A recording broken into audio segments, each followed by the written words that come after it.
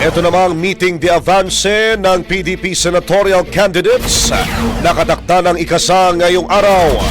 Brigada Ann Cortez, ibrigada mo! Brigada Live Report. Ikakasa na mamayang alas 2 ng hapon ng Partido Demokratiko Pilipino senatorial candidates ang kanilang huling malaking pagtitipon o meeting de avance na siyang gagawin naman sa may liwasang Bonifacio.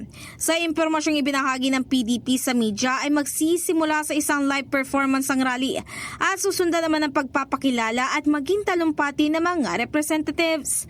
Matapos nito ay magkakaroon muna ng ilang special performance at saka naman gaganapin ang main program kasama ang mga senador.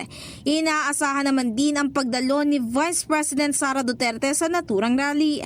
Maalala ang unang kick-off rally ng PDP ay dinaluhan naman ni dating Pangulong Rodrigo Duterte kasama nga ang kanyang anak na si Davao City Mayor Sebastian Duterte.